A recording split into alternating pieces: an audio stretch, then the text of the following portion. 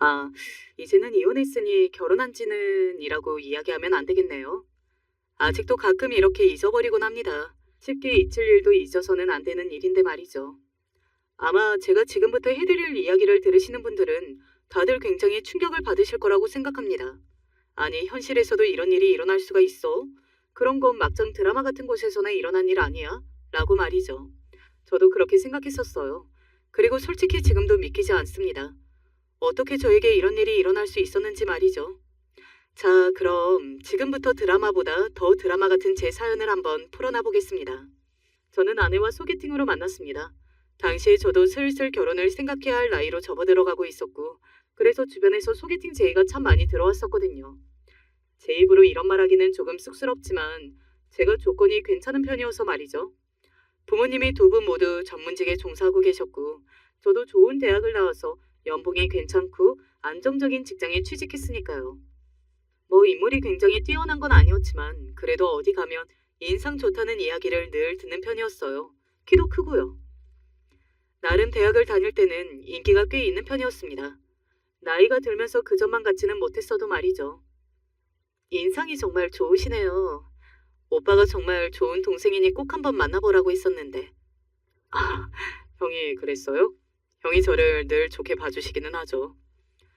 아내를 저에게 소개해준 사람은 아내의 사촌 오빠이자 저에게는 대학 선배인 친한 형이었습니다.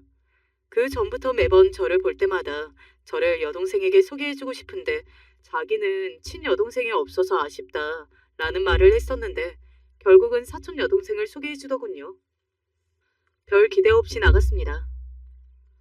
그런데 정말 예상외로 저는 아내에게 첫눈에 반했어요. 형이 크게 기대하지 말고 나가라고 했는데 정말 미인이신데요? 오빠가 그랬어요? 그 오빠는 맨날 나보고 못나니 못나니 그렇게 불렀어요. 절대 못난 얼굴이 아닌데. 아내는 예뻤습니다. 직관적으로 말하자면 그랬어요. 그리고 목소리도 차분했고 또 웃는 얼굴이 정말 한 번 보면 잊지 못할 만큼 아름다웠어요. 저는 그날 아내에게 첫눈에 반했습니다. 그래서 적극적으로 구애했던 것 같아요.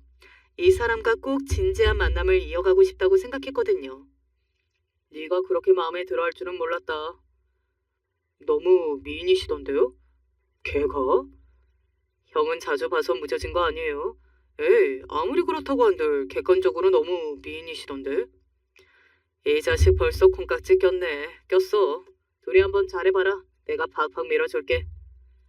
저는 아내의 사촌형이자 저의 친한형인 그 형의 전폭적인 지지를 받으며 아내에게 끊임없이 구애했고 아내는 결국 저를 받아줬습니다. 사람이 착해 보이고 성실해 보인다는 이유였어요. 그 전에는 인물값 하는 남자들을 많이 만나서 마음고생이 많았었다고 말이죠. 저는 정말 헌신적이었습니다. 아내가 뭐가 먹고 싶다고 하면 몇 시간이 되는 거리에 맛집에 가서 음식을 사오기도 하고 어디가 아프다고 하면 유명하다는 죽집의 죽들을 다 사다가 집 앞에 두고 가기도 했어요. 직접 주면 부담스러울까봐 두고 문자만 남기고 오는 날도 잦았습니다. 물론 선물도 많이 했습니다. 아내는 본인을 꾸미는 것을 무척 좋아하는 사람이라 옷이나 가방 같은 것들이 많았거든요. 그래서 제가 그런 선물도 자주 했어요. 그럴 때마다 정말 고맙다고 환하게 웃는 모습, 그 하나로 충분했습니다. 그렇게 연애를 2년 가까이 했지만 저는 아내에게 결혼하자는 말을 꺼내지 않았거든요. 아니, 안 했다기보다는 못한 거였죠. 아내는 저보다 5살이 어렸었거든요. 아직은 엄청나게 결혼이 급한 나이도 아니었고 또 연애 초반에 이런 말을 하기도 했었고요. 나는 결혼은 조금 천천히 하고 싶어 라고 말이죠. 물론 저는 아내와 너무 결혼하고 싶었지만 그런 말을 함부로 꺼냈다가 아내가 도망을 갈까봐 그게 너무 두려웠던 것 같아요. 그래서 결혼의 기억자도 꺼내지 못했었고 말이죠. 그런데 그 무렵 저에게 좋은 일이 하나 생겼습니다. 뭐? 승진? 이번에 승진할 것 같아. 그러면 연봉도 올라? 아마 꽤 오를걸? 승진하면 내가 축하턱 꼭 쏠게. 마치 자기 일처럼 좋아하고 기뻐하는 아내를 보면서 아, 이 여자랑 정말 결혼하고 싶다 하는 생각이 또 스치듯 지나갔을 때였습니다. 아내가 문득 저를 보고서는 이런 말을 하더군요. 저는 순간적으로 심장이 쿵 하고 바닥으로 떨어졌던 것 같아요. 오빠는 나한테 왜 결혼하자는 말을 안 해? 라고 말이죠. 저는 그 순간을 아직도 잊지 못합니다. 심장이 목을 뚫고 입으로 나올 것 같은 그 기분 말입니다. 저는 더듬거리며 나랑 결혼하고 싶어? 해달라고 하면 해줄 거야? 라고 물었고 아내는 고개를 끄덕이더군요. 저는 그날 울면서 아내를 껴안았던 것 같아요. 그렇게 저와 아내는 결혼했습니다. 저희 집에서도 아내를 무척 마음에 들어 했어요. 예쁘고 싹싹하고 게다가 직업까지 괜찮은 아내를 싫어할 사람은 그 어디에도 없었을 겁니다. 웃으면서 어머님 아버님 하는데 어떤 사람이 안 녹아내리겠어요. 아내는 그런 사람이었거든요. 그래서 해달라는 건 거의 다 해줬어요. 처음에는 이 정도는 너무 많지 않나 하셨던 어머니도 아내를 몇 번 만나고서는 저런 예쁜 아이 데려오는데 이 정도는 해야 한다 라고 하실 정도였으니까 말입니다. 나는 정말 복받은 사람인가 봐. 그렇게 이야기하며 웃어주는 아내를 보면서 세상에 그 무엇도 이 사람을 위해서라면 아까울 게 없겠다고 하는 생각이 들었습니다. 저는 정말 복을 많이 받은 사람이라는 생각이 들었고요. 그리고 그런 생각이 들수록 정말 고마워지는 한 사람이 있었습니다. 바로 형님, 정말 감사합니다. 형님 아니었으면 제가 수아랑 어떻게 결혼을 할 수 있었겠어요. 이건 다 형님 덕입니다. 아니 그게 무슨 내 덕이야. 둘이 그냥 인연이었던 거지. 이건 제 마음이니까 받으세요. 아이고 뭐 이런 걸. 원래 친했던 형이니까 뭘 좋아하는지 대충 취향 같은 걸 다 알았거든요. 저는 그래서 형님에게 차를 선물했습니다. 제가 개인적으로 모아둔 적금을 하나 깨서 말이죠. 남들이 보면 정말 과한 선물이라고 할 수 있겠지만 저에게는 그 정도로 감사한 사람이었거든요. 그래서 고민도 없었고 하나도 아깝지도 않았어요. 그렇게 저와 아내는 결혼을 하게 되었습니다. 아, 결혼식 날 있었던 일 하나가 떠오르네요. 사실 그때는 전혀 이상하다고 생각하지 않은 일이었는데 지금에 와서 돌이켜 생각해보니 이상하다고 여겨지는 일이 하나 있었습니다. 어? 저 오빠가 수아, 너 사촌 오빠야? 어, 우리 사촌 오빠, 고모 아들. 아, 나는 수아 너 남자친구인 줄 알았지. 내가 단단히 오해를 했나 보다. 야, 무슨 그런 오해를 해. 우리 사촌 오빠야, 사촌 오빠. 이쪽이 우리 남편. 그때는 정말 저 대화가 하나도 신경 쓰이지 않았었거든요. 평소에 두 사람이 다른 사촌들에 비해 친하다는 것을 너무 잘 알고 있었고 다 큰 성인 남녀가 다정하게 걸어다니면 그런 오해를 할 법도 하다고 생각했었으니까요. 물론 지금 와서 돌이켜보니 그건 그냥 지나갈 일이 아니기는 했지만요. 아까 그 말 신경 쓰는 건 아니지? 무슨 말? 아까 내 친구가 한 말, 오빠랑 내가. 아, 무슨 내가 그런 걸 신경 써. 말이 되는 소리를 해야지. 정말 말이 안 된다고 하면서 하하 웃었지만 마음 한편으로는 왜 그런 걸 저렇게 신경 쓰지? 내가 기분 나쁠까봐 그런가? 하는 생각을 하기는 했던 것 같아요. 형은 누가 봐도 인물이 괜찮은 사람이었고 저는 그러지 않았으니 그 부분에서 내가 마음을 쓸까봐 그런가? 우리 아내는 정말 마음도 곱다 하면서 말이죠. 그게 아니었는데 말입니다. 그리고 결혼하고 나서도 조금 남들과는 다르게 남매 사이가 유별나다라는 생각을 했던 것 같아요. 게다가 친남매도 아니고 사촌인 거잖아요. 형이 여동생이 없고 수아도 위로 형제가 없고 동생뿐이라 그런지 두 분이 유독 서로 의지를 많이 하고 챙기는 것 같아요. 그게 잘못된 건 아니잖아. 갑자기 그렇게 정색해서 되려 제가 놀랐던 적이 있습니다. 아, 잘못되었다는 게 아니라 보기 좋다는 말이었어요. 그런 대화 주제가 나오면 정색하고서는 그게 뭐가 잘못된 거냐고 하는 일도 있었고 형님이 다녀가거나 형님과 만나고 온 날은 아내가 꼭 제 눈치를 보는 것 같았거든요. 그것도 신경이 쓰였습니다. 하지만 절대 남녀간에 그런 일이 있을 것이다. 그런 생각은 하지 못했던 것 같아요. 당연한 거 아니겠어요? 그 두 사람은 가족이잖아요. 일반적인 상식과 머리로는 도저히 거기까지 상상을 할 수 없는 것이 당연한 일일 겁니다. 그리고 저는 일반적인 사람이었고요. 신혼이 지나고 아내와 제가 한 집에 사는 게 점점 익숙해지고 이제는 어딜 가나 제법 부부 같아 보이던 쯤이었던 것 같아요. 아내와 사소한 다툼 같은 것들이 늘어갔습니다. 예를 들면 이런 것들이었어요. 그렇게 바로바로 치우지 좀 마. 내가 한다고 했잖아. 누가 하든 하면 되는 거잖아. 나는 진짜 내가 하고 싶어서 한 거야. 당신이 그렇게 다 하면 내가 당신 눈치가 보인단 말이야. 내 눈치 안 봐도 돼. 나는 진짜 괜찮아. 그냥 하지 말라고 하면 안 되는 거야? 저는 성격이 뭔가 어질러진 걸 못 보는 성격이었거든요. 그래서 침대에 내려올 때도 이불을 꼭 정리하고 식사를 하고 나서는 바로 설거지를 하고 또 빨래통에 빨래가 쌓이는 걸 못 보는 그런 종류의 사람 말입니다. 하지만 아내는 아니었습니다. 아내는 조금 여유롭게 사는 것을 좋아하고 뭐든 조금 천천히 하는 편이었어요. 그리고 저는 그런 아내의 성향을 존중했습니다.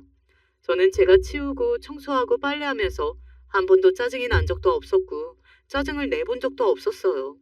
그냥 하고 싶은 사람이 할 수 있는 사람이 하는 게 당연한 거라고 생각했지 말입니다. 하지만 아내는 제가 그러는 것이 눈치가 보였던 것 같더라고요. 그래서 그런 문제로 다툼이 있었던 날 아내가 지나가듯 이런 말을 했습니다. 현욱 오빠는 안 그러는데 하는 말입니다. 현욱 오빠, 바로 그 형이었거든요. 아내의 사촌 오빠이자 저에게는 대학 선배인 그 형 말입니다. 저는 그 상황에서 형 이야기가 왜 나오는 건지 도통 모르겠더군요. 그리고 아내도 순간적으로 아차하는 얼굴이었고 말이죠. 여기서 형님 이야기가 왜 나와? 순간적으로 나온 거야. 내가 당신 말고 제일 친한 남자니까. 아내의 그 대답이 이상하게 들리기도 했지만 그래도 틀린 말은 아니잖아요. 뭐 가족이니까 서로 잘 알 테고 말이죠. 물론 이상하고 깨름칙했지만 뭐라 다른 말을 할 거리는 없었습니다. 그리고 이후에는 이런 일도 있었어요. 어, 여보. 거리에서 우연히 아내를 만난 겁니다. 너무나 반가운 마음에 아는 척을 하려던 그때였습니다. 아내가 반갑게 인사를 하며 달려가서 팔짱을 끼는 한 남자가 있었습니다. 심장이 철렁했어요. 아내의 그렇게 환하게 웃는 얼굴, 그리고 자연스러운 그 분위기 같은 것 말입니다. 형님? 그런데 그 사람은 다름 아닌 형님이었어요. 순간 안심이 너무 확 되면서 다리에 힘이 풀리는 기분이 들더군요. 그래서 다시 아는 척을 하려고 다가가려던 때였습니다. 부인 옆에는 누군데? 아, 아내 사촌 오빠요. 제 그 대학 선배라던. 정말? 사촌 남매끼리 어딘가 분위기가 묘하긴 하네. 모르는 사람이 보면 연인인 줄 알겠어. 아, 둘이 워낙 친해서 그래요.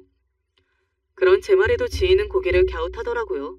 사실 저도 그쯤에는 어딘가 이상하다는 생각이 들기 시작했던 것 같기는 해요. 뭐 주변에서 하도 모르면 연인인 줄 알겠다, 저 둘이 부부인 줄 알겠다 하는 말들을 하기도 했지만 제가 보기에도 일반적인 사촌 오빠, 사촌 여동생의 느낌이 아니기는 했습니다. 뭐 둘이 친해서 각별하다고 해도 말이죠.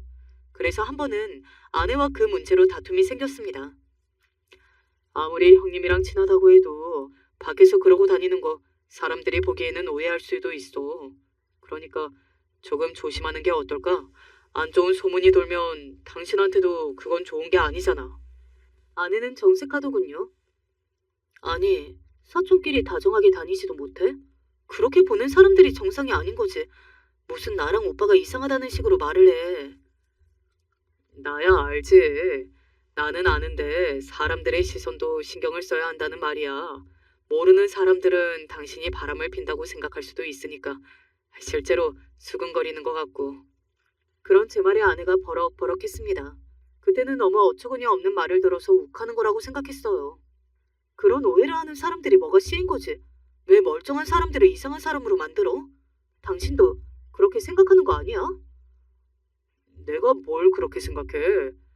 당신도 내심 그렇게 생각하니까 나한테 그렇게 묻는 거잖아. 아니야, 그런 거 정말 아니야. 저는 억울했습니다. 정말로 그런 오해를 한 게 아니었거든요. 동네에 이상한 소문도 돌고 또 주변 지인들이 오해하니까 걱정되어서 한 말이었는데 아내가 그렇게까지 화를 낼 줄은 몰랐어요. 그래서 저는 되려 아내에게 미안하다고 사과를 했습니다. 당신이 기분 나빴다면 미안해. 그런데 나는 당신을 위해서 한 말이었어. 됐어. 나 정말 불쾌하니까 당분간 나한테 말도 걸지 마. 아내는 그리고 며칠간은 정말로 저를 투명인간 취급했습니다. 아내와 저는 굳이 갑을 관계를 나누자면 제가 언제나 을이었거든요. 왜 그런 말이 있잖아요. 더 좋아하는 사람이 약자라는 말이죠. 제가 그랬습니다. 언제나 약자고 을이었어요. 한번 그렇게 크게 다툰 뒤 아내에게 더 이상 그런 이야기를 꺼내지 않았습니다. 다시 그런 일이 반복되어 아내와 다툴 일을 만들고 싶지 않았거든요. 나 때문에 수아랑 싸웠다며? 제 잘못이죠 뭐. 아니야. 수아 말 들어보니까 너도 고민 많았겠다 싶더라. 생각해보면 사람들의 시선 같은 것도 생각하는 게 맞지. 그런 소문이 돌면 좋은 건 아니니까. 그래서 내가 앞으로 조심하자고 했어. 수아한테도 그럴 수 있으니까 너한테 너무 화내지 말라고 했고. 감사해요, 형님. 수아가 표현을 잘 안 해서 그렇지. 너 정말로 사랑하고 의지해. 나랑 만나도 매번 네가 뭘 했고 뭘 좋아하고 그런 이야기 하는데 말이야. 정말요? 그러니까 자식아, 수아한테 잘해. 알겠지? 네네, 당연하죠. 지금 생각하면 그때 제가 얼마나 호구 새끼로 보였을지 상상이 되지도 않네요. 뭐 생각하고 싶지도 않지만 말이죠. 그 생각만 하면 가슴에 울컥하고 뭔가가 치고 올라와서 지금도 눈물이 날 것 같거든요. 하지만 그때는 그냥 그렇게 감사하게 넘어갔습니다. 그리고 잊었어요. 뭐 이 사연을 읽고 계신 분들은 바보냐? 뭐 그렇게 쉽게 잊냐? 하실 수도 있겠지만 저에게는 그럴 만한 일이 생겼어요. 바로 아내가 임신을 한 겁니다. 나 임신했대. 7주래. 뭐? 정말? 정말? 결혼하고 3년이 넘어가도록 아이가 들어서지 않아서 그래도 신경이 쓰였거든요. 딱히 피임하지도 않는데 임신이 되지 않으니 혹시 저나 아내 둘 중에 한 사람에게 문제가 있는 건 아닌지, 그리고 그러면 어떡하지 하는 걱정도 들었고 말이죠. 그런데 아내가 임신했다니 얼마나 기뻤겠어요. 그리고 당연히 저희 집에서도 경사로 여겼습니다. 아이고, 우리 며느리 장하다 장해. 뭐 먹고 싶니? 아직은 그런 거 잘 모르겠어요. 손이 귀한 집이라 걱정했는데 이렇게 장할 수가 없구나. 가고 싶은 거 없니? 차차 생각해 볼게요. 그래, 그래. 나중에 차나 한 대 뽑아줘야겠다. 우리 며느리. 아주 이뻐 죽겠다고 물고 빨고 하셨습니다. 다 해줄 기세로 말이죠. 첫 손주니 부모님으로서는 얼마나 기쁘셨겠어요. 아들이고 딸이고 다 상관없고 그냥 건강하게만 태어나길 매일같이 간절히 기도하셨어요. 지금 그 마음을 생각하면 정말로 슬프고 화가 났습니다. 아내가 임신해 있는 기간에도 저는 뭐든 다 했습니다. 아내가 먹고 싶다는 게 있으면 새벽에도 밖으로 나가서 파는 곳을 다 알아보고 사왔어요. 나 멜론이 먹고 싶어. 나 전에 먹었던 그 유명한 파스타 있잖아. 그게 먹고 싶어. 그냥 처리고 멀리 있고 하는 거 상관없었어요. 아내의 입에서 무슨 말이 떨어지면 하루가 지나지 않아 제가 아내의 앞에 그 음식들을 대령했습니다. 정말로 아내와 뱃속의 아이가 저에게는 너무 소중했으니까요. 세상의 전부 그 이상이었습니다. 힘들다 한번 생각해 본 적이 없었습니다. 나보다 임신을 한 아내가 더 힘들 걸로 생각했어요. 임산부들은 호르몬 때문에 하루에도 12번씩 기분이 바뀌고 또 몸이 상상 이상으로 힘들다는 걸 여기저기서 많이 들었었거든요. 임신했을 때 서운하게 한 건 정말 평생 간다. 그러니까 서운한 일 없게 네가 최선을 다해. 알겠지?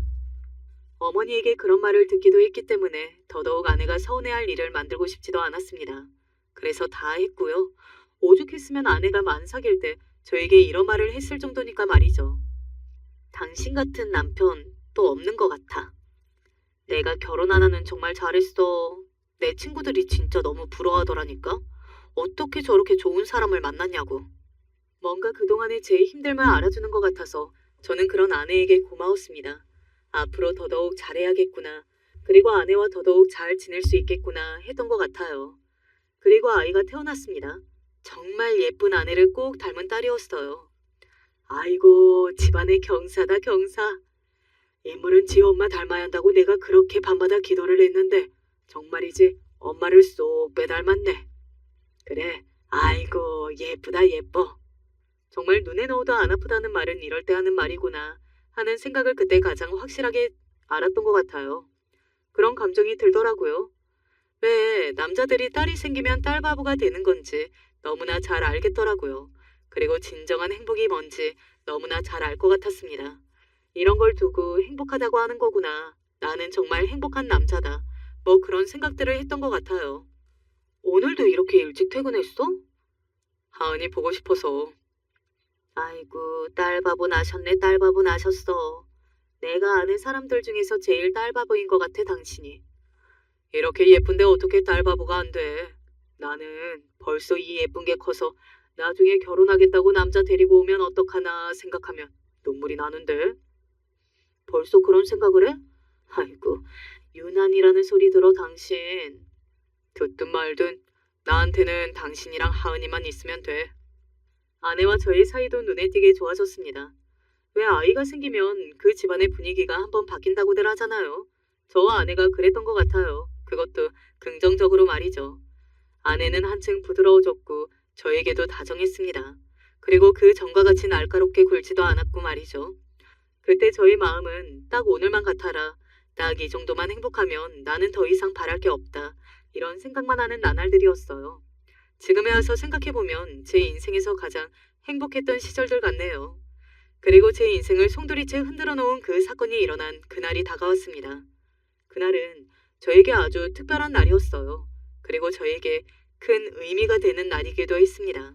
바로 딸아이의 돌이었거든요. 돌잔치를 요즘 이렇게 크게 하는 집도 또 없을 거야. 우리 하은이 첫 생일인데 제일 좋은 건 다 해야지. 정말 다른 사람들이 보면 유난하다라는 소리가 절로 나오는 돌잔치였습니다. 가족들을 다들 초대하고 맛있는 음식들을 깔아놓고 모든 걸 하나하나 다 챙겼어요. 우리 딸의 첫 생일, 사람들의 사랑과 축하만 받을 수 있게, 그리고 앞으로 정말 더 행복하고 건강하게 클 수 있게 다들 빌어주기를 바라면서 말이죠. 오랜만이다. 네, 형님, 오랜만이네요. 그래, 요즘은 수아도 안 만나주고 너도 안 만나주고 애가 생기니까 확실히 그 전이랑 다르다야. 앞으로 자주 뵙고 인사드릴게요. 형님 말이 딱 맞았어요. 아내는 아이를 낳고 키우면서 많이 달라졌었거든요. 외출을 자주 하지 않고 집에서 아이와 시간을 보내는 일도 많았고, 그 전에 비해서 가족을 조금 더 소중히 여기고 가족과 함께하는 시간이 많아지고 뭐 그런 것들 말입니다. 그래서 형님과도 자주 만나지 않은 것 같았고요. 오랜만이다. 오빠 왔어? 얼굴 좀 보자고 그렇게 톡을 보내도 답장도 안 주고 말이야. 이제는 진짜 남의 식구 된 게 실감이 되네. 그 말투가 어딘가 이상하다고 생각했던 것 같아요. 어딘지 아내에게 공격적이다 라는 느낌도 받았고 말이죠. 둘이 마지막에 좀 싸웠나? 그래서 사이가 안 좋아졌나? 뭐 그런 생각을 하면서도 내심 그들이 멀어진 게 반갑기도 했습니다. 사실 그 전에는 아내가 온전히 제 아내라는 생각이 조금 덜 들었거든요. 정말 나를 남편으로 생각하고 의지하는 게 맞나? 나보다 사촌 오빠인 형님을 더 의지하는 것 같다. 뭐 그런 생각 말입니다. 그런데 아내는 아이를 낳고 나서는 저를 정말 의지하는 것 같아서 기분도 좋았고 말이죠. 둘이 그렇게 아이도 낳고 알콩달콩 사는 거 보니까 그때 내가 정말 다리를 잘 놔줬다는 생각이 드네. 그래도 이 정도로 잘 지낼 줄은 몰랐었는데. 다 형님 덕이죠. 제가 정말 평생의 은인으로 생각하고 있는 거 아시잖아요. 형님은 저를 어딘가 고가운 눈으로 바라보는 것 같았지만 그냥 좋지 않은 일이 있는 모양이다. 뭐 그런 정도로만 생각했었습니다. 형님도 결혼하고 아내가 있었거든요. 그런데 두 사람은 사이가 좋았다 안 좋았다 하는 모양이었고 말이죠. 그 이야기를 아내에게 들었던 기억이 나서 요즘은 사이가 좋지 않나 보다 하는 생각을 하고 넘겼습니다. 돌잔치 내내 구석에서 술을 마시는 형님을 보면서 어딘가 안쓰럽기도 하고 걱정이 되기도 했던 것 같아요. 아내에게도 이야기했던 게 기억이 납니다. 형님 술을 너무 드시는데 관리하는 거 아니야? 저 오빠는 남의 집 잔치집에 와서 왜 저런데 정말. 아내가 굉장히 마음에 안 드는 듯한 말투로 형님에 대해서 이야기할 때는 어딘가 묘한 쾌감 같은 게 들었던 것도 같네요. 이제는 내가 형님보다 정말 아내와 더 친하고 더 가까운 사이라는 것이 확신이 들어서 그랬던 것 같다는 생각이 듭니다. 다 부질없지만요. 아내는 자신의 사촌 오빠인 형님에게 가서 뭐라 이야기하는 듯 보였습니다. 어딘가 다투는 듯 싶기도 했고요. 그리고 아내가 갑자기 놀란 얼굴 하더니 제 쪽을 한번 바라보더군요. 그러고는 표정이 굉장히 안 좋아졌던 게 기억이 납니다. 무슨 일인지 싶어서 가보려던 찰나 아내가 갑자기 다가와서는 괜찮다고, 오빠 언니랑 안 좋은 일이 있어서 그런 것 같다고 저를 안심시키더군요. 그런데 아내의 그 표정은 정말 심란해 보였습니다. 하지만 무슨 일인지 따로 묻지는 못했어요. 그날 손님이 너무 많아서 사방에서 저에게 인사를 해오고 그러느라 정신이 없었거든요. 그렇게 또다시 시간이 조금 더 지난 다음이었습니다. 한참 여기저기 불려다니면서 이야기를 나누다 문득 형님이 생각이 나서 고개를 들어 주변을 살폈습니다. 그런데 형님이 보이지 않았어요. 그때 취해서 나가셨거나 아니면 돌아가셨나 보다. 나중에 전화해봐야겠다. 이렇게 생각했었던 기억이 납니다. 그리고 화장실을 가고 싶어서 잠시 밖으로 나왔어요. 그런데 취한 형님이 벽에 등을 기대고 서 있었습니다. 형님, 괜찮으세요? 택시라도 잡아드릴까요? 제가 다가가서 형님을 부축했습니다. 형님은 굉장히 많이 취한 듯 보였어요. 저를 가만히 바라보더니 굉장히 날카로운 말투로 이렇게 이야기하더군요. 행복하냐? 어? 네? 너 아주 행복해 보인다. 행복하냐고. 아, 네. 행복하죠. 항상 형님 덕이라고 생각합니다. 제가 어물쩡 그렇게 이야기했어요. 제가 행복한 게 형님이 어딘가 화가 날 일인가 하는 생각이 들었지만 조금 전에 아내에게 요즘 언니와 사이가 좋지 않다는 말을 들었던지라 자신은 불행한데 남의 가족이 이렇게 행복한 걸 보면 기분이 나쁠 수도 있겠구나 하는 생각이 들던 차였습니다. 너 모르지? 이 등신 같은 새끼야. 갑자기 저를 어딘가 조롱하는 듯한 얼굴과 말투로 그렇게 이야기하더군요. 갑작스러운 그 태도의 변화에 놀라서 아무 말을 하지 못하고 그저 어버버거리고만 있을 때였습니다. 갑자기 알아들을 수 없는 말들을 하더군요. 이제 볼장 다 보고 나니까 이런 바보 같은 새끼가 더 편하고 좋다 이거지? 네? 별 볼 일 없는 새끼라고 생각해서 내가 그냥 제일 병신 같은 거 소개해 준 건데 결국 이렇게 된단 말이지? 나를 버린다고? 형님, 지금 대체 무슨 소리를 하시는 거예요? 어쩌면 저는 형님이 하는 말이 무슨 말인지 다 알아들었을지도 모릅니다. 하지만 애써 부정했었던 것 같아요. 저 소리는 다 개소리다. 술에 취해서 알아들을 수 없는 말들을 하는 거다. 뭐 그렇게 생각하고 싶었던 것 같습니다. 형님, 너무 많이 취하셨어요. 일단은 지금은 택시 잡아드릴 테니까. 야, 내가 고맙다는 인사는 할게. 갑자기 그런 말을 해서 제가 형님을 바라봤습니다. 형님이 한쪽 입꼬리를 올려웃으며 비웃는 말투로 그리고 상당히 저를 조롱하는 듯한 느낌으로 다음 말을 내뱉었어요. 저는 그 순간 모든 생각이 멈췄던 것 같아요. 내 딸, 1년 동안 잘 키워줘서 고마워. 라고 말이죠. 그런 기분 아시나요? 온몸에 피가 쫙 하고 빠져나가는 기분 말입니다. 순간 제가 무슨 말을 들은 건지 여긴 어디고 지금 무슨 상황인 건지 아무것도 모르겠더라고요. 사람이 너무 충격적인 일을 겪으면 그렇게 되더라고요. 앞으로도 내 딸 잘 키워라. 나는 간다 이 병신 새끼야. 그렇게 말하며 비틀거리면서 걸어가는 형님의 뒷모습을 가만히 바라봤습니다. 정말 병신처럼 아무것도 하지 못하고 우뚝 서서 말이죠. 그리고 그 이후로 돌잔치로 어떻게 끝냈는지는 정확히 기억나지 않습니다. 돌잔치 장소로 돌아가니 손님들은 이미 많이 빠져 있었고 어느 정도 정리가 되어가고 있던 상황이었던 것 같아요. 피곤해 보이는 얼굴로 아내가 집으로 돌아가자고 했고 아내와 저는 택시를 잡아타고 집으로 돌아왔던 것 같습니다.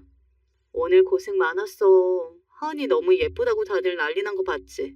나 오늘 정말 너무 행복했어.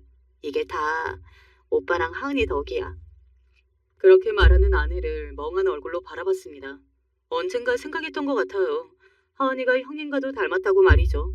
물론 그 말을 입 밖으로 꺼낸 적은 없었습니다. 하지만 형님에게 그 말을 듣는 순간 아무런 의심 없이 모든 게 다 이해가 되었던 건 그간 두 사람의 행동과 제가 의식하고 있었던 형님과 너무 닮은 하은이의 얼굴 때문이었을 겁니다. 그간은 다 피가 섞였으니 닮은 거라고 생각했던 그 얼굴 말이죠. 내가 오늘 형님한테 이상한 이야기를 들었는데 오빠한테? 무슨 이야기? 조금 전까지 환하게 웃고 있던 아내의 예쁜 얼굴이 갑자기 굳어졌습니다. 그런 아내의 얼굴을 보면서 다시 한번 확신했던 것 같아요. 아, 그 말들이 다 진짜구나. 내가 그동안 애써 부정했던 그 모든 것들이 사실은 정말이었구나. 그 감히 생각하는 것조차 더러워서 생각하지 않으려 했던 그 의심이 맞는 거구나 하고 말이죠. 하은이가 자기 딸이라고. 자기 딸 1년 동안 잘 키워줘서 고맙다고. 아내는 그 자리에서 굳었습니다. 얼굴이 새하얗게 질려서 아무 말도 하지 못하고 우뚝 섰어요. 저는 그런 아내에게 말했습니다. 설명해. 여보, 왜 표정이 그래? 왜 네 말투가 그래? 왜? 그게 다 진짜라고 하냐고? 저는 울부짖었습니다. 제 눈에선 눈물이 흐르고 있다는 것도 그때 알게 되었던 것 같아요. 아내는 멍하니 서 있다가 제 쪽으로 다가와서는 무릎을 꿇었습니다. 그러고는 제 바짓가랑이를 붙잡았어요. 그리고 울면서 이렇게 말했습니다. 미안해. 진짜 미안해. 내가 죽을 죄를 지었어. 아니, 죽어서도 용서받지 못할 죄야. 당신한테도 미안하고 하은이한테도 미안하고 너무 미안해. 정말 미안해. 그런데 여보, 나 이거 세상에 밝혀지면 진짜 죽어. 진짜 못 살아. 나 정말 안 돼. 여보, 여보. 아내가 울부짖으며 그렇게 말했습니다. 아내의 모든 말들이 마치 메아리처럼 귓가에 웅웅거리며 퍼졌어요. 한동안 아무런 말도 하지 못하고 우두커니 서서 울기만 했던 것 같아요. 아내는 계속해서 이야기를 했고 말이죠. 사건이라고 해야 하나? 아무튼 그 둘의 내막은 이러했습니다. 원래부터 아내와 그 새끼는 그런 감정을 가지고 서로를 이성으로 대했다고 했습니다. 성인이 되고 나서는 주기적으로 만남을 이어왔고 말이죠. 그러다가 나이가 들고 그 새끼가 결혼을 하게 되고 하면서 이 관계가 계속 잘 이어지기 위해서는 너도 가정이 있어야 한다고 그랬다고 하더군요. 그러면서 소개해준 사람이 저라고 말이죠. 바보 같은 놈이라고 네가 무슨 말을 해도 다 믿을 새끼라며 저를 소개해줬다고 했습니다. 그래서 그냥 결혼한 거라고요. 그런데 살다 보니 제가 정말 좋은 사람이고 또 함께 이뤄가는 이 가정이 너무 좋고 안정적인 게 얼마나 행복을 가져다 주는 건지 알게 되었다고요.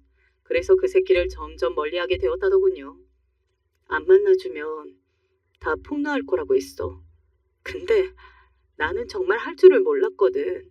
지도 이런 일이 세상에 밝혀지면 얼마나 가족들이 충격을 받을지 그리고 앞으로 어떤 취급을 받게 될 건지 알 거라고 생각했어. 그렇게 말하며 아내는 지금은 저를 정말 사랑한다고 다시 돌아간다면 그 자식의 말은 듣지 않고 그냥 저와 결혼을 해서 잘 살 거라고 그렇게 이야기하더군요. 그런데 다 무슨 소용이 있겠어요. 이미 일어난 일이고 벌어진 일인데 말입니다. 저는 주저앉았습니다. 며칠 전까지 아내와 행복하게 웃으며 딸아이의 돌잔치를 어떻게 하면 좋을지를 고민하던 그때가 너무 아득하게 느껴졌어요. 눈물이 났습니다. 다시는 돌아올 수 없는 그날이 확 실감이 되었거든요. 당신은 일단 이 집에서 지내. 내가 나갈 테니까. 여보. 애까지 있는 사람더러 나가라고 할 수는 없잖아. 저는 그렇게 이야기하며 안방으로 가서 짐을 쌌습니다. 모르면 몰랐을까. 알게 되고 나서 어떻게 제가 아내와 딸아이의 얼굴을 보고 함께 살 수 있겠어요. 그 모든 일들을 알게 되고 나서 본 아내의 얼굴은 그전과 같이 어여뻐 보이지 않았습니다. 이 일을 다른 사람들한테 알릴지 아닐지는 차차 생각해보고 일단 우리는 이혼하는 거야. 그러니 그런 줄 알아. 그렇게 이야기하며 그 집을 나왔습니다. 아내는 저를 잡고 싶어하는 듯 보였지만 잡지는 않았어요. 어떻게 잡을 수 있었겠어요. 본인도 그건 안 되는 일이라는 걸 알았을 겁니다. 일단은 호텔로 가서 며칠을 지냈습니다. 그러는 동안 아내에게 연락이 왔지만 받지 않았어요. 그리고 얼마 지나지 않아 저희 부모님에게 이야기했습니다. 그냥 이혼해야 할 것 같다고. 하은이가 제 딸이 아니라고. 거기까지만 이야기했어요. 하은이가 누구 딸인지는 이야기하지 않았습니다. 부모님은 딸아이를 진심으로 어여뻐하고 아끼셨거든요. 그래서 더더욱 이야기할 수밖에 없었어요. 이제는 다시는 볼 수 없는 아이인데 그리고 그래야 하는데 그러려면 제 딸이 아니라는 사실은 알렸어야 했으니까요. 당연히 부모님은 절망하고 분노하셨습니다. 아내가 모든 것이 다 합의하기로 했으니 그냥 이제 잊고 살자. 나는 이 이야기를 더 이상 언급하는 것도 너무 힘들다. 그 정도로 정리했습니다. 그리고 집으로 들어갔어요. 다행히도 부모님은 저에게 다른 것들은 묻지 않으셨습니다. 딱 봐도 제가 굉장히 힘들어 보이니 그러셨을 거라고 생각해요. 일상을 유지하는 것만으로도 버거웠습니다. 하지만 유지해야 했어요. 한번 놓아버리면 정말 대책 없이 망가질 것 같았거든요. 저는 그런 인간들 때문에 저를 망가뜨리고 싶지 않았습니다. 그래서 더더욱 기를 쓰고 일상을 유지하려고 했던 것 같아요. 그렇게 며칠이 더 지났을 때였습니다. 그 개자식에게서 연락이 왔어요. 미안하다. 저는 그렇게 이야기하는 그 개자식의 얼굴을 보자마자 주먹으로 내리쳤습니다. 그 새끼는 아무 말을 하지 못하더라고요. 정말 미안하다. 너한테는 할 말이 없다. 더 이상 얼굴 보고 할 이야기도 없고 또 그럴 생각도 없으니 제 계좌로 5천만 원이나 보내세요. 그때 사줬던 찻값입니다. 형님은 아무 말도 하지 않고 그냥 고개를 숙이고 끄덕이기만 하더군요. 더 이상 대화를 나눌 가치도 없다고 생각하고 그 자리에서 일어났습니다. 다 이야기할 거냐? 그건 아직 결정 못했는데요. 자기가 저질러 놓고 제가 세상에 다 까발릴까봐 어지간히 겁이 났던 모양이더라고요. 세상 사람들이 알게 되면 얼마나 손가락질 받을지 아는 사람이, 그래서 그렇게 무서운 인간이 어떻게 저한테 그런 짓을 할 수 있었는지 싶어서 속이 뒤집혔던 것 같습니다. 절대로 세상에 그리고 가족들에게 밝혀지지 않았으면 했던 그들의 비밀은 얼마 가지 않아 모두 다 밝혀졌습니다. 제가 폭로한 건 아니었어요. 나는 그 연놈들 절대 용서 못해요. 저 말고 또 한 명의 피해자가 더 있잖아요. 바로 그 개자식의 부인 형수님 말입니다. 형수님은 형님을 좋아해서 짝사랑을 오래 했다고 했습니다. 그런데 어느 날 거짓말처럼 자신에게 사귀자고 고백해왔다고요. 그런데 본인도 이런 식으로 이용을 당하는 거였다는 걸, 그 두 연놈의 그 짓거리의 피해자였다는 사실을 얼마 전에 알게 되었다고 말이죠. 여자가 있다는 건 애진작 알고 있었어요.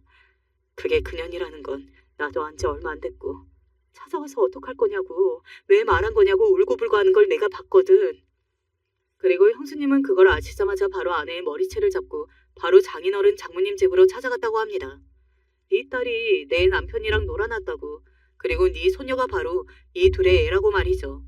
장모님은 그 자리에서 쓰러지셨다고 하더군요. 사실 그럴 만한 일이기는 하잖아요. 내 딸이 불륜을 한 것도 믿기지 않은데 그 상대가 사촌 오빠라니 당연히 온 집안이 다 발칵 뒤집힐 만한 일이었습니다. 그리고 용서받을 수 없는 일이었고요. 이내 그 개자식의 부모님도 다 알게 되었고 두 집안의 어른들 모두 형수님 앞에서 무릎을 꿇었다고 했습니다.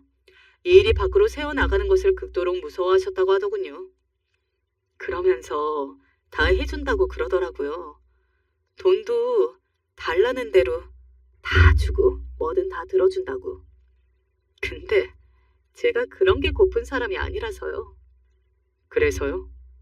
그래서 온 동네 사람들이 다 알 수 있게 큰 목소리로 떠들었어요. 이 집 아들이 사촌 여동생이랑 둘이 그렇고 그런 사이다. 지들 계속 만나려고 나랑 다른 남자 하나 이용했다. 그리고 이 연놈들은 돌진한 딸도 있다. 속여서 키우려고 했다라고. 참 정말 어지간한 맞짱 드라마도 명함도 못 내밀겠죠. 사촌끼리 오랫동안 만나왔다는 것도 기가 막힐 노릇인데 지들이 더 의심받지 않고 잘 만나기 위해서 바보같이 착하고 자기를 좋아하는 여자 남자를 만나 각자 결혼하고, 그러는 와중에도 계속 만나면서 여자는 결국 임신까지 해 아이까지 낳았다는, 정말 드라마도 이렇게 쓰면 너무 막장이라고 손가락질 받을 만한 이야기이지 않나요? 늘 그렇듯 이런 소문은 금방 퍼지잖아요. 금방 모든 동네 사람들이 다 알게 되었고 금방 모든 친인척에게 소문이 다 났다고 했습니다. 아내의 부모님도 또 그 개자식의 부모님도 어디로 이사를 하였는지 모르게 조용히 이사였고 친척들과도 연락이 다 끊겼다고 말이죠. 그때는 저와 아내는 서류 정리는 다 된 상태였거든요. 재산이나 이런 부분도 다 제가 다 가져오는 걸로 정리가 되었고 또 그 개자식에게 5천만 원도 다 받은 상태였고 말이죠.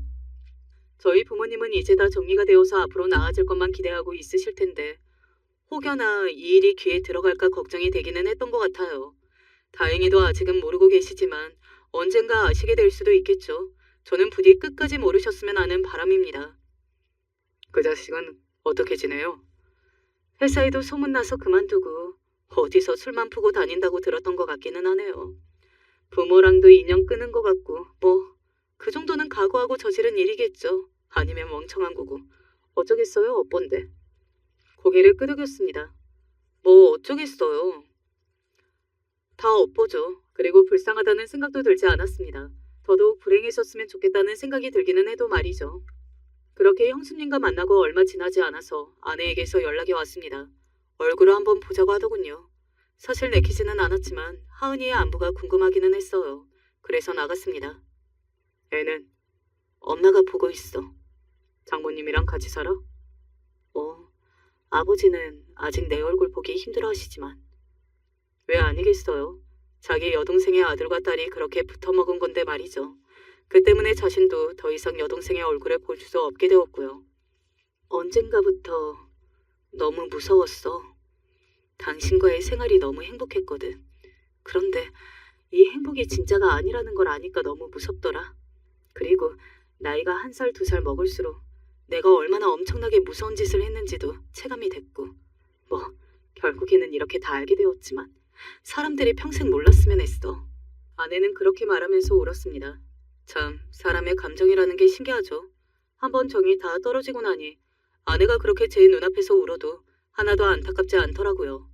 예전에는 아내의 눈에서 눈물이 나는 것만 봐도 제 가슴이 미어졌는데 말입니다. 당신한테 제대로 사과하고 싶었어. 너무 미안하다고. 그런 일을 당하게 해서. 그리고 당신은 정말 너무 좋은 사람이니까 어디서든 반드시 다시 행복해질 거라는 말도 하고 싶었고. 그냥 나 같은 미친년 잊고 살아. 없었던 것처럼 지우고 그냥 당신 인생에서 나는 없는 사람이 맞아. 그렇게 말하는 아내의 얼굴을 가만히 바라봤던 것 같아요. 아내는 다시 저를 잡고 싶어하는 눈치이기는 했습니다. 하지만 절대 그럴 수 없다는 것도 알았을 테고요. 그래, 나는 악담은 안 할게. 당신도 이제 한 아이의 엄마인 건데 그냥 하은이 잘 키우면서 살아. 그리고 적어도 하은이한테는 좋은 엄마이기를 바라. 저는 그렇게 말하고서는 일어섰습니다. 아내는 저를 잡고 싶어하는 듯 보였지만 잡지는 않았어요. 그게 아내와의 마지막 만남이었습니다. 그 이후로는 따로 연락한 적도 없고 앞으로 연락할 생각도 없어요. 너무 엄청난 일을 겪어서 그런지는 몰라도 가끔 실감이 나지 않고 그게 다 내가 겪은 일인가 하는 생각이 들 때가 있습니다. 아마 오히려 그래서 더 견뎌낼 수 있지 않았나 싶기도 해요. 어쩔 때는 남일같이 느껴지기도 하고 말이죠. 저는 힘들지만 그래도 잘 견뎌내고 있습니다. 사람에게 받은 상처가 너무 큰지라 앞으로 다른 사람을 만나서 사랑하고 믿고 의지할 수 있을지 하는 걱정이 들기는 하지만 시간이 약이라는 망구의 진리가 있잖아요. 언젠가 이겨낼 수 있을 거라고 생각합니다. 그리고 진심으로 아내는 잘 살았으면 좋겠어요. 아내를 위해서가 아니라 죄 없이 태어난 그 아이가 너무 불쌍하고 마음이 쓰여서 말입니다. 1년간이었지만 저는 진심으로 제 딸이라고 생각했고 또 사랑했거든요. 정이라는 게 무섭더라고요. 그리고 또 아내는 이미 온 가족이 그 수치스럽고 역겨운 일을 알게 되었다는 것, 그 자체만으로도 굉장히 고통스러워하고 있을 걸로 생각합니다. 사실상 그것이 가장 큰 벌이지 않을까 싶기도 해요.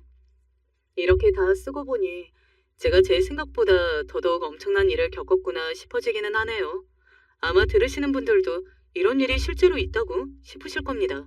그리고 잘 믿기지도 않으실 거고요. 저도 제가 겪은 일이지만 아직 믿기지 않은데요 뭐. 저는 잘 이겨내고 있고 또 잘 이겨내서 보란듯이 더 행복해질 겁니다. 그게 저를 위해서도 가장 좋은 일이고 그들에게도 가장 큰 복수라 생각하니까 말이죠. 긴 이야기 어떻게 들으셨을지 모르겠네요. 아마 많은 분이 저와 함께 분노해 주시고 또 저를 응원해 주시는 마음으로 들으셨을 걸로 생각합니다. 들으시는 분들이 앞으로의 제 인생도 응원해 주신다면 저에게는 아주 큰 힘이 될 것 같네요. 저는 이제 정말로 끝인사를 드리겠습니다. 마지막까지 제 이야기 들어주셔서 감사합니다. 늘 건강하세요. 나이 먹는 것에 익숙해졌다고 생각했는데 여기 올라오는 사연들을 보고 있으니 새삼 제가 지내온 세월들이 새롭게 느껴지는군요. 저 역시 평탄한 인생은 아니었어요. 오늘은 오래전 멀리 간 남편도 떠올려 볼 겸 가슴 깊은 곳에 있던 제 이야기를 꺼내보려 해요. 들어주실 거죠? 저는 아주 젊은 나이에 남편을 잃게 되었어요. 우선 저와 남편은 어릴 적 같은 동네에서 자라오게 되었는데요. 한창 어릴 적 우리 동네 아이들은 모두 바닷가 근처에서 자라서 친구 마냥 놀이터 마냥 그 주변에서 놀곤 했었어요.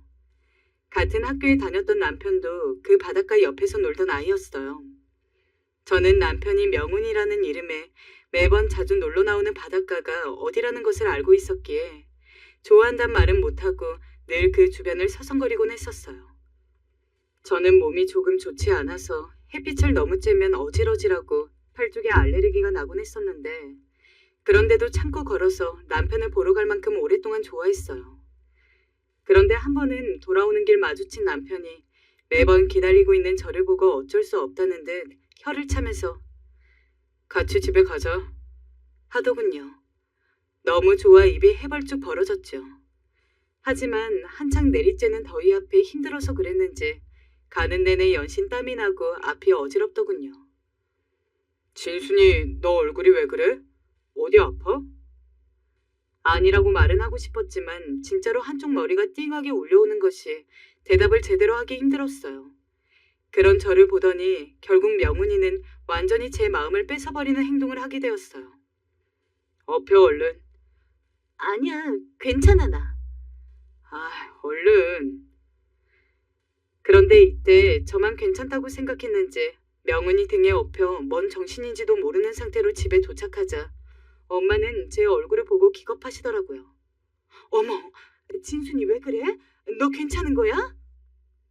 엄마 말로는 이미 제 얼굴이 하얗게 질려 있었다고 하고 누가 봐도 평범한 상태는 아니었다고 했어요. 허난 저는 그것도 모르고 실실거리다 쓰러지고 말았습니다.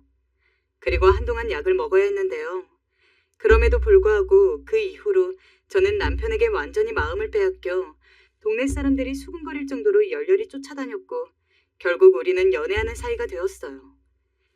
그러면서 어느 정도 나이가 되자 우리는 자연스럽게 양가 허락을 받고 결혼을 하게 되었어요.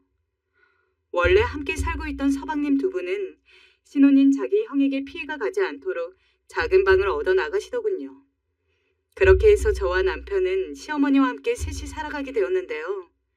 어머니는 딸이 없어 늘 딸이 고팠다며 저에게 정말 너무 잘해주셨어요.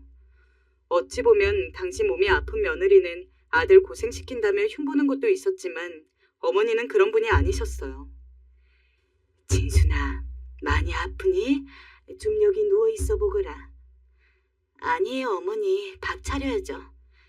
애는 무슨, 아픈 애가 무슨 밥을 차린단 게야. 그러지 말고 여기 내 무릎에 누워보래도 배를 이렇게 살살 문질러주면 좀 편안해질 거야. 가끔 제가 기력 없어 앉아있고 하면 어머니께선 저를 무릎에 앉혀놓고 배를 살살 만져주셨기도 했어요. 이렇게 하면 아픈 배도 얼른 낫고 기력도 돋는다면서요. 그때는 정말 모든 게 얼마나 멋지고 좋게 느껴지던지 남편은 이렇게 없는 집에 시집오게 해서 미안하다고 했지만 전혀 그런 생각을 해본 적이 없어요. 가끔 눈 감으면 아직도 이때가 눈가에 어른거려 그리울 정도인데요. 눈을 뜨면 그렇게 내가 좋아해서 따라다니다시피 했던 남편이 있고 건너방에는 딸마냥 다정스레 잘해주시는 시어머니가 있고 그리고 밥 짓는 냄새가 솔솔 나는 그런 집이 저는 너무도 좋았습니다. 그렇게 지내는 동안 한 가지 안타까운 사실이 있었다면 우리에게 아기가 좀처럼 생기지 않았다는 거예요. 워낙 몸이 약하니 그래서 애기씨도 잘 안 들어서나 싶어 괜히 절 탓하게 되고 너무 속상하더군요. 딱 그 문제 하나만 충족되면 정말 바랄 게 없었는데 말이에요. 허나 제가 풀이 한껏 죽어 아무것도 못하고 있으면 남편은 그런 제게 다가와 이리 말해주었답니다. 진순아, 괜찮아. 아기는 하늘이 주시는 거라 하잖아. 마음 편히 기다리다 보면 이쁜 아기가 우릴 찾아올 거야. 알았어. 여보, 고마워. 그래, 진순아. 시애미도 그리 생각한다. 그러니 너무 기운 빼지 말아라. 알겠지? 그나마 남편과 시어머니가 저를 위로해 주었기에 버틸 수 있던 나날들이었죠. 그러나 인생은 어쩜 이렇게 가혹하고 욕심쟁이처럼 없는 사람한테 더 앗아가려 하는 걸까요? 이때 그렇게 아기가 안 들어선다고 탓하고 울기에는 내가 이미 많은 것을 누리고 있었다는 것을 너무 뒤늦게 알게 되었어요. 그날 모든 일이 벌어진 그 밤, 비바람이 치고 전쟁이 난 것처럼 천둥번개가 무섭게 꽝꽝거리던 밤, 아침부터 전 묘하게 기분이 좋지 않았고 내내 마음이 가라앉아 있었어요. 그냥 여느 때처럼 몸이 안 좋아서 그런가 보다 하며 그럭저럭 남편을 아침에 배웅해 주었어요. 그리고 가끔 일찍 들어올 때가 있고 늦을 때가 있는 남편을 위해 밥도 준비하고 집도 치우고 이것저것 일들을 하고 있는데 유독 날씨가 짓궂더군요. 바다에 나간 가족들을 둘러보는 사람들의 마음이란 늘상 이럴 때 썩 좋지 않았고 우리 남편은 더더욱 뱃일을 하는 게 그렇게 손에 익지 않고 힘들다는 말을 많이 했기 때문에 무척 마음에 걸렸어요. 그래도 어찌되었건 일머리는 나쁘지 않은 사람이었고 그런 상태로 수년을 보냈으니 새삼스러울 것도 없었는데 그날따라 마음이 왜 그랬는지 모르겠어요. 이 상아리 많지 천둥번개가 무섭게 치고 있었고 바다에 나가는 남자들을 숱하게 봐오신 어머니도 걱정이 좀 되셨는지 같이 나와 계시더군요. 어머니, 그이 괜찮겠죠? 그럼 진순이 너는 안색이 안 좋구나. 들어가 있거라. 여긴 시애미가 있을게.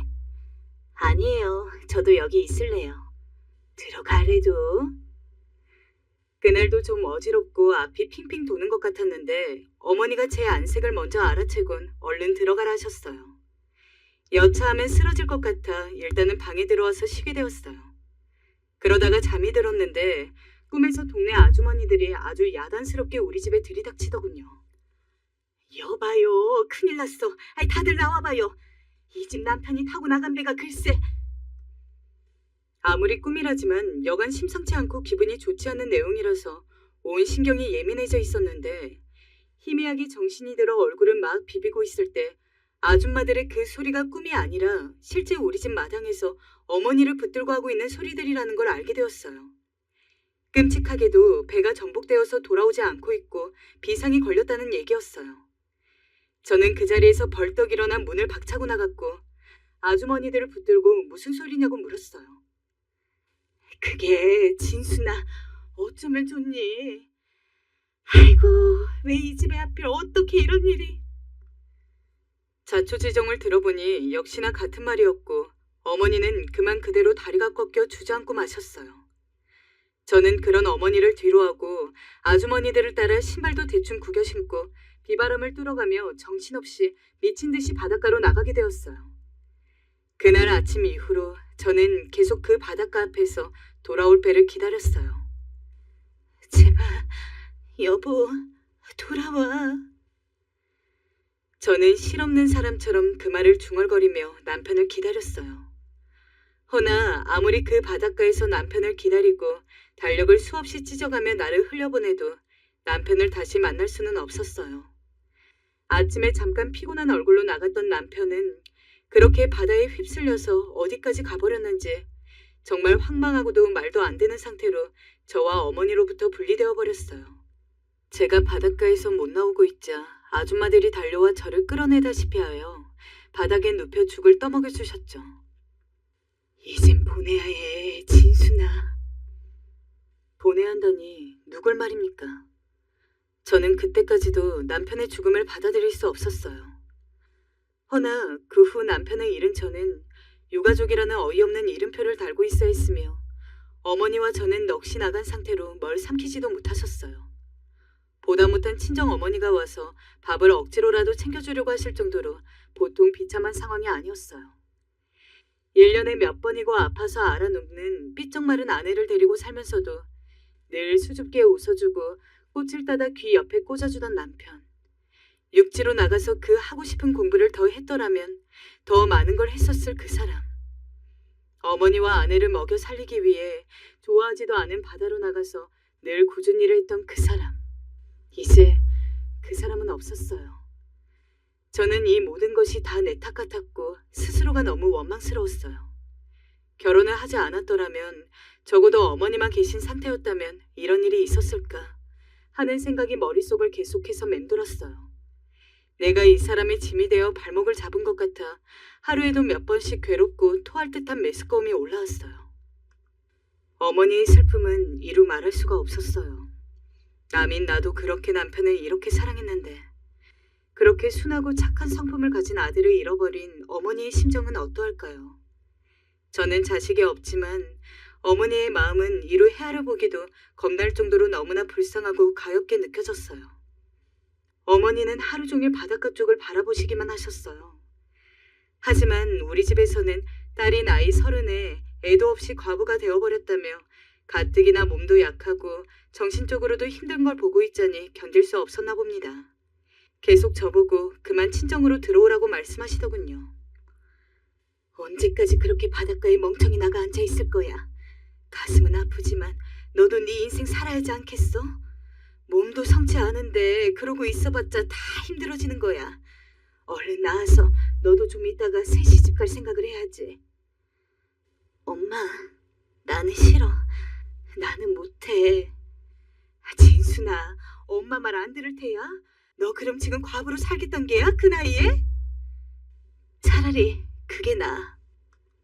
엄마 말이 틀린 것은 아니라는 걸 저도 알았지만 막상 그 뜻을 따르려니 몸이 돌처럼 굳어버리고 마음이 전혀 움직이지 않았어요.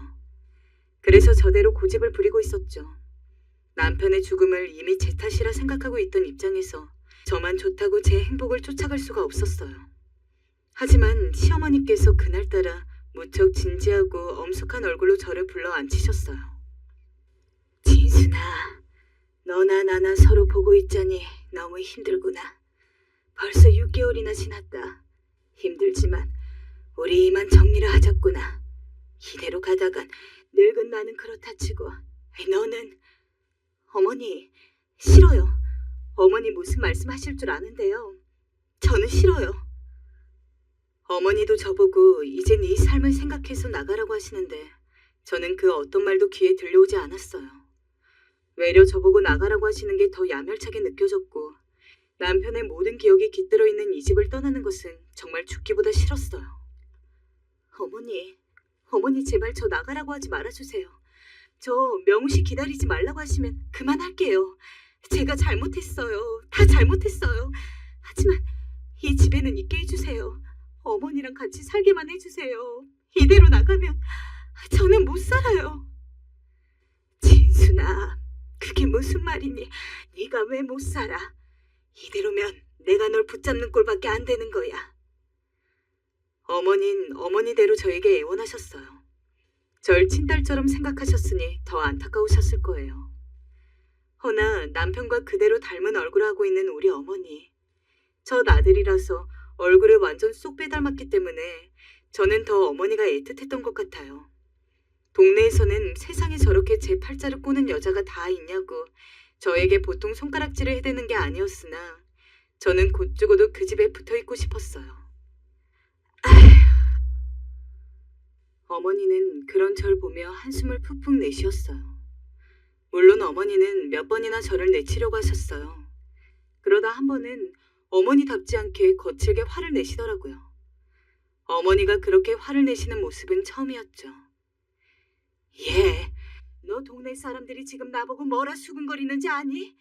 내가 널 나가지 못하게 막고 있다고 하더라. 내가 왜 너 때문에 그런 말까지 들어야 하니?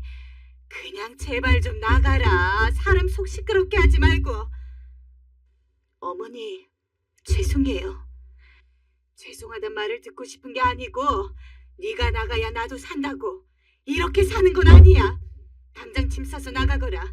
안 나가면 내가 짐 싸서 내칠 테니. 저는 졸지에 어머니 바짓가랑이를 붙들었지만 어머니는 고개를 돌리고 절 쳐다도 보지 않으셨어요. 그날따라 펄펄 뛰며 화만 내시는데 저는 도저히 어머니 말에 반기를 둘 수가 없었어요.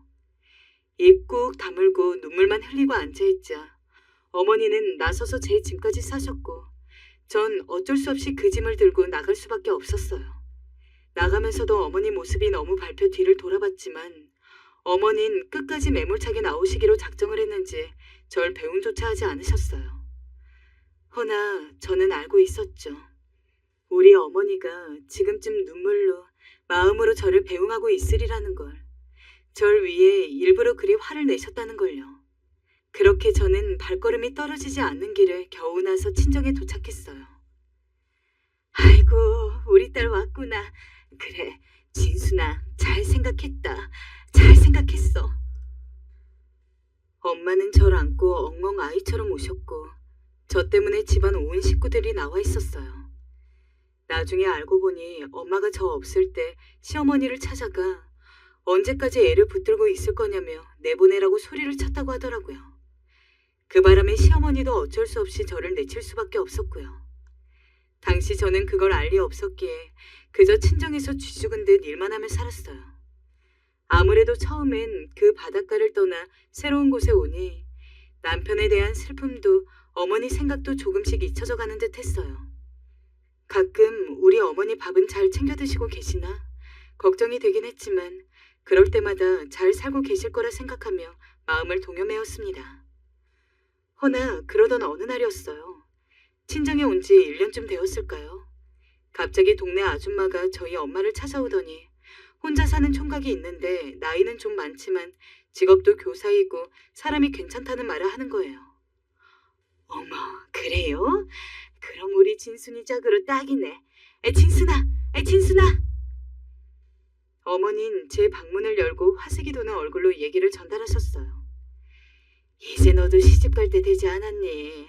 1년이면 긴 시간이란다. 새 출발해야지. 아이도 낳고, 응? 어머니는 계속 살살 절 달래려 하셨고 저는 당연히 망설여졌지만 이미 엄마는 절 대신에 그 남자와 약속까지 성사시킨 후였어요. 그렇게 어쩔 수 없이 선자리에 나가게 되었고 교사라는 그 남자가 먼저 절 기다리고 있었어요.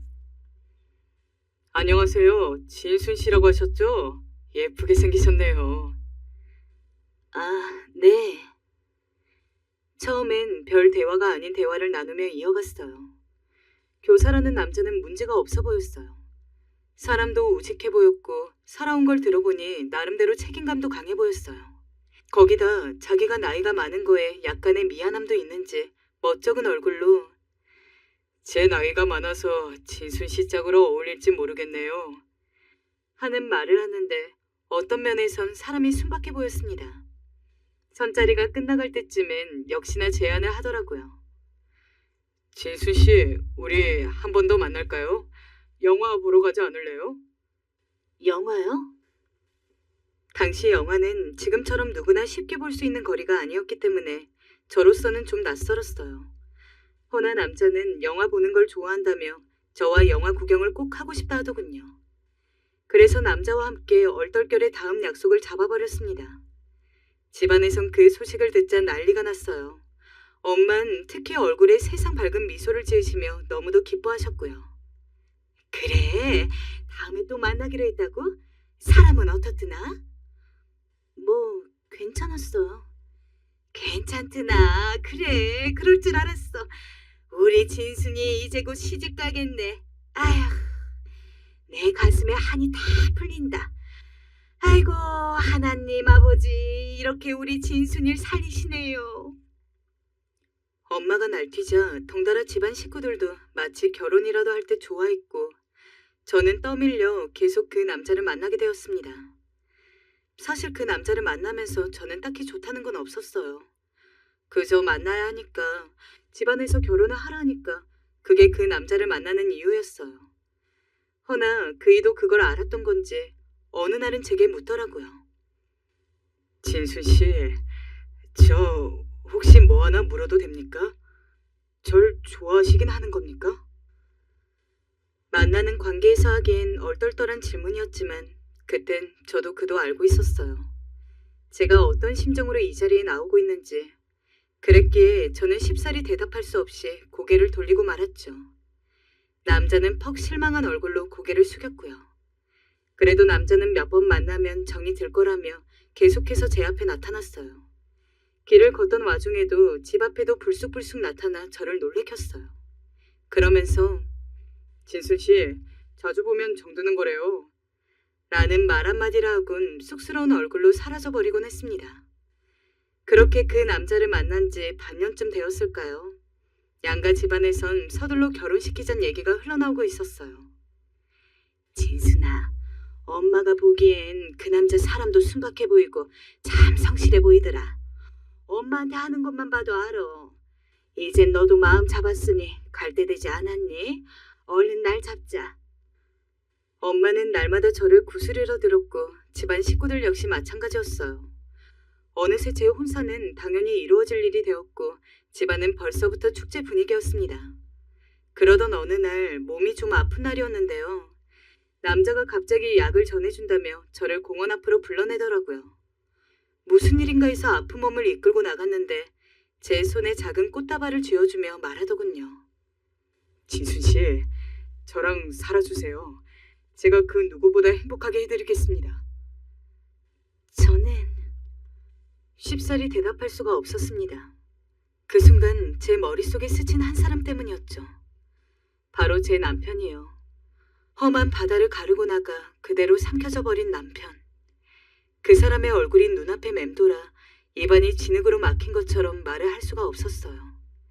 그러나 제 반응을 예상했는지 당황하지 않고 남자는 말을 이었습니다. 전 남편 아직 못 잊으신 거 압니다. 제가 잊게 해드릴게요. 이 남자는 반년 동안 제 마음이 어떻든 간에 끈질기도록 저를 따라다닌 사람이었어요. 그런 사람이라면 믿어도 되는 걸까 하는 그런 생각이 순간 들더군요. 그리고 저도 이젠 정말 새 삶을 살아야겠단, 이 삶에서 벗어나고 싶다는 생각도 들었고요. 저는 그렇게 청혼을 받아들이게 되었습니다. 남편 될 사람과 함께 식장을 잡고 상견례 날짜를 잡았죠. 그렇게 제가 정신을 놓고 있는 사이 일은 하나하나 이루어지고 있었어요. 그런데 어느 날 결혼을 며칠 앞둔 날이었어요. 그러면 안 된다는 걸 알면서도 문득 시어머니 얼굴이 너무도 보고 싶더군요. 결혼하게 된다면 앞으로 정말 못 볼 터인데 그 전에라도 한번 꼭 보고 소식이라도 알려야겠다는 생각이 들었어요. 그래서 저는 아무 얘기도 말 않고 기차표를 끊어 바닷가 마을로 향하게 되었습니다. 어머니, 어머니, 어머니, 정신 차려보세요. 그리고 집에 들어간 순간 저는 기력 없이 누워 피를 토하고 있는 어머니를 발견하게 되었습니다. 황망한 정신에 급하게 119를 불렀고 어머니를 따라 응급실로 향하게 되었어요. 다행히 조기에 발견하여 어머니를 살릴 수는 있었지만 어머니는 이미 몸이 많이 상해 계신 상태였어요. 거기다 제대로 먹지 않아 영양실조 상태라는 의사의 말을 듣는데 이미 눈물이 앞을 가리더라고요. 얼마나 이 슬픔을 혼자 감내하고 계셨던 건지, 홀로 이 쓸쓸한 집에서 얼마나 외로우셨을까. 그간 결혼을 준비하고 있었던 제 모습을 떠올리니 더 죄책감이 몰려오는 듯 했습니다. 그리고 이윽고 정신이 깨어 저를 발견한 어머니 말은 그만 목을 놓아 오열하고 말았습니다.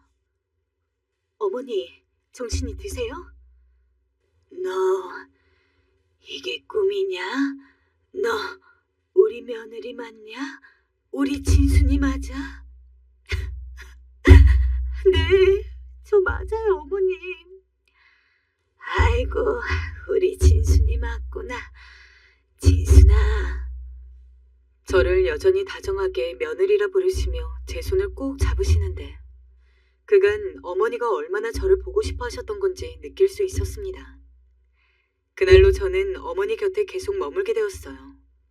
어머님은 친정에서 걱정한다고 서둘러 가라 했지만 전 그럴 정신이 아니었어요. 그저 어떻게든 어머님 곁에 머물며 돌봐야겠다는 생각이 강했어요. 하지만 제가 친정으로 돌아가지 않자 저희 엄마가 결혼이 엎어질까 걱정이 되셨는지 어딘지 바락바락 해묻게 되셨고 제가 주소를 알려주자 엄마 대신 결혼할 그이가 절 찾아왔더라고요. 진순 씨. 상우 씨. 이분이 진순 씨의 시어머니 되셨던 분이세요? 고우시네요. 그이는 당황할 법도 한데 그러지 않고 천천히 제 옆에 계신 시어머니를 보고 인사를 했습니다. 제가 결혼할 남자예요, 어머님. 결혼할 남자라고 하니 시어머니는 놀라는 기색이셨지만 따뜻한 눈빛으로 축하한다고 우리 진순이 잘 부탁한다며 그이의 손을 잡아주셨습니다. 그이도 그렇게 시어머니와 몇 마디 대화를 나누고 저에게 잠시 커피를 한잔하자며 병원 밖으로 나가자 하더라고요. 그때부터 저희는 본격적인 대화를 나누기 시작했어요.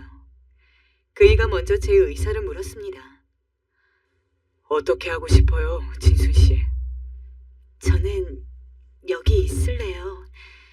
미안해요, 상우 씨. 우린 여기까지인 것 같아요.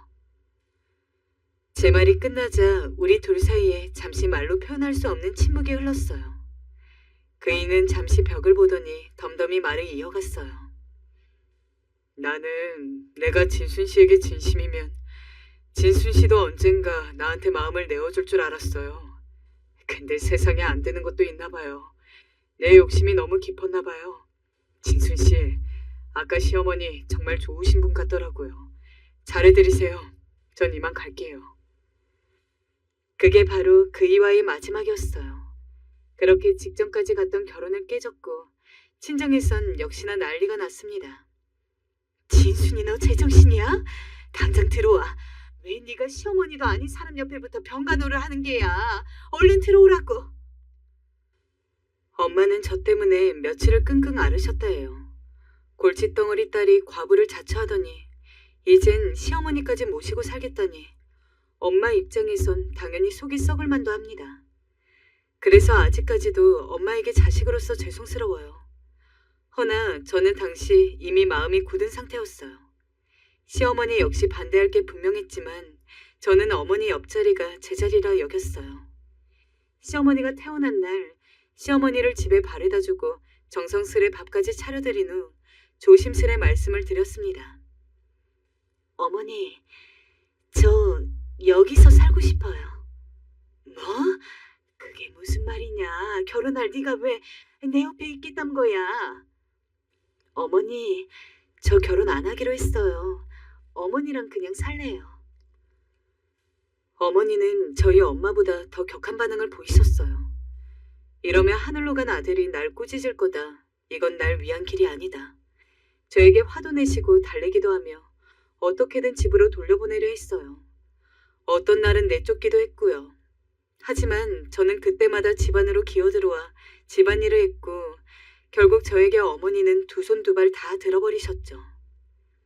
진순아, 그럼 약속해라. 좋은 남자가 있으면 가기로. 네가 정말 마음에 드는 사람이 있으면 떠나기로. 알겠니? 네, 알겠어요, 어머니. 어머니와 그런 작은 약속을 하나 하고선 그렇게 천천히 다시 일상 속으로 힘겹게 걸어 들어가게 되었어요. 사실 문제는 생계였어요. 생활을 책임졌던 남편도 없고 이제 뭐라도 해야 했어요. 그래서 동네 아주머니들과 여기저기 물어보러 다니기도 하고 친정에도 도움을 구해서 살 길을 조금씩 마련해 나가게 되었어요.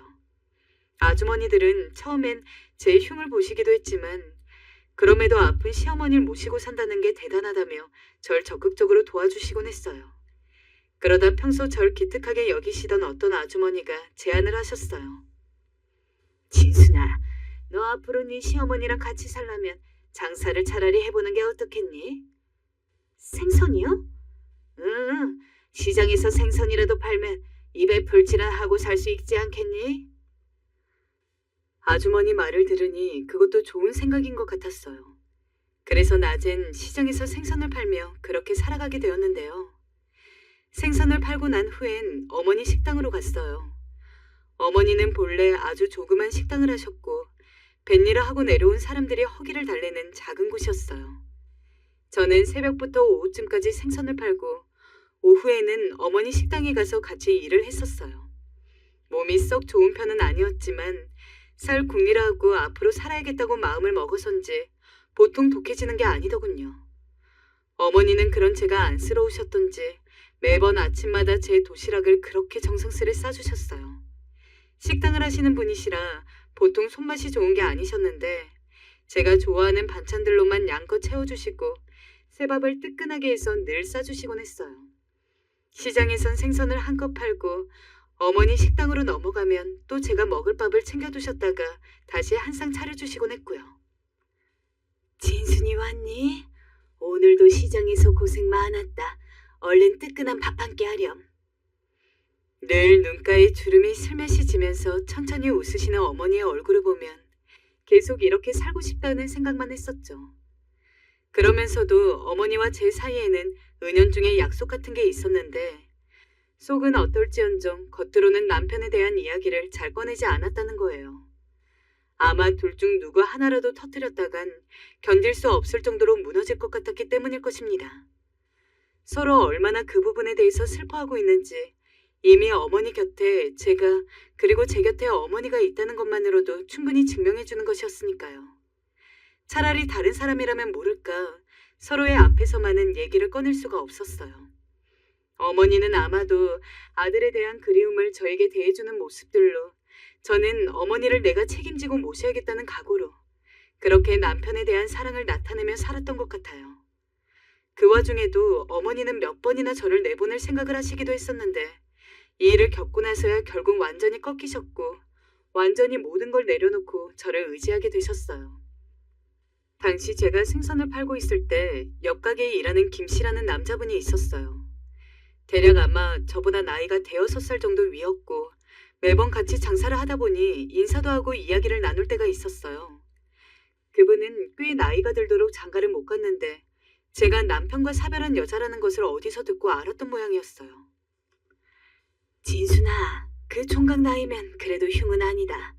몇 년 전에 여기 왔다던데 그 사촌도 그렇고 총각네 집이 꽤 잘 사는 모양이야. 부모님이 안 계셔서 혼자 그렇게 열심히 사느라고 장가를 못 갔다네. 가게도 몇 개씩 갖고 있다더라. 그런 사람이 네게 호감을 보이다니 이게 보통 기회겠니?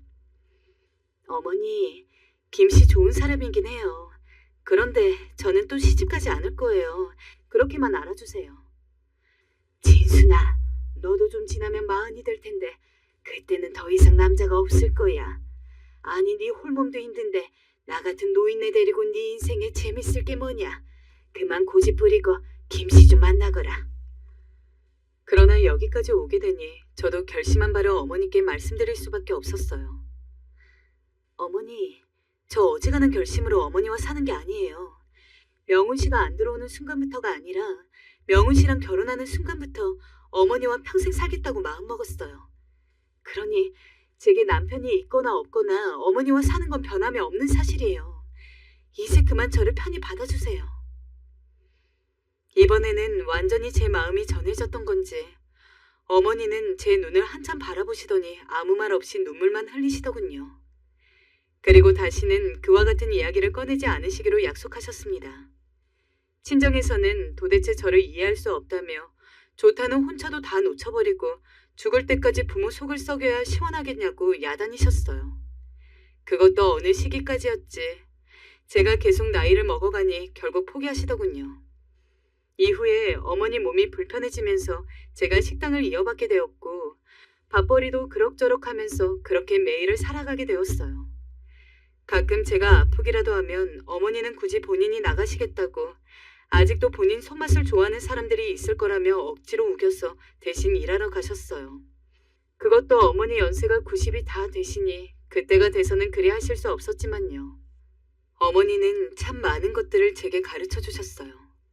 식당을 할 때에도 음식들 손질하는 법이나 어머님만의 요리 방식, 가게를 꾸려나가는 방법들을 직접 손으로 써서 적어주시고요. 그 덕에 가게를 꾸려나가는데도 문제가 없게 되었습니다. 또 시어머니와의 추억도 많았는데요. 제가 운전을 배워서 어머니를 모시고 어디 좀 먼 곳으로 나가게 되면 그렇게 애처럼 웃으시면서 네 덕에 편하게 장도 보고 구경도 한다고 좋아하셨어요. 바람 참 좋다 진순아. 그죠? 어머니, 그래도 어머니 손 그리 뻗으시면 안 돼요. 위험해요. 알겠다, 알겠어. 이상하게 저는 어머니가 웃으시면 마치 남편이 웃는 것 같아서 얼마나 좋았는지 몰라요. 그게 꼭 제 상처에 일시적으로 약을 발라주는 듯 느껴지곤 해서 어머니를 그렇게 웃게 해드리고 싶었어요. 저보고 미련한 여자라고 수군대는 여자들도 많았지만 결국 산다는 건 제각기 스스로 손으로 끌어모은 것들로 사는 게 아닐까요? 남들이 뭐라고 하건 저는 상관이 없었어요. 그런 날들을 수년에서 10년, 20년, 30년 이렇게 보내오다 보니 어머니와 보낸 시간들이 제가 결혼하기 전 홀로 보내던 때에 몇 배로 훌쩍 넘기게 되었어요. 그 사이 저는 다소 인생의 힘든 시기도 넘기게 되었어요. 바로 저희 친정엄마가 돌아가신 거였어요.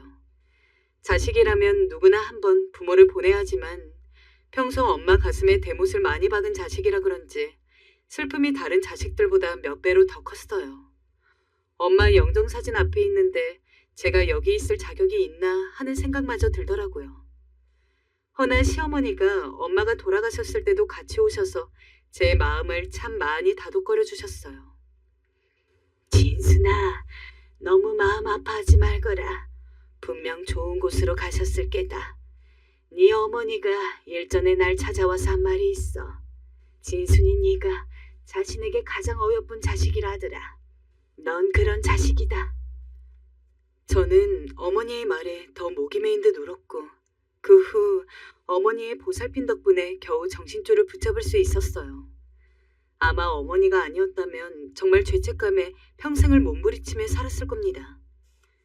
당시 우리 어머니도 연세가 보통 연세가 아닌데다 저도 나이가 좀 많은 게 아니었으니 똑같이 나이 먹은 제가 어머니를 모시는 건 육체적으로 참 고되긴 했는데요. 그래도 요즘 사람들이 보내는 요양원에는 제가 너무 구식이어서 그런지는 몰라도 그건 못하겠더군요. 저는 이후 어떻게 보내게 될지 몰라도 어머니는 이 집에서 쭉 계시게 해드리고 싶었어요. 서방님들이 오셔서 제안을 하셨음에도 불구하고 저는 거절하고 그저 어머니와 그렇게 쭉 있었어요.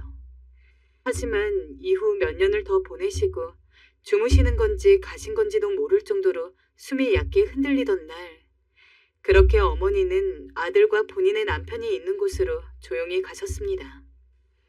그처럼 오래도록 제 곁에 있던 한 생명이, 움직임이 있던 생명체가 종족을 감추게 된 것이라서 그리도 구멍이 컸던 것일까요?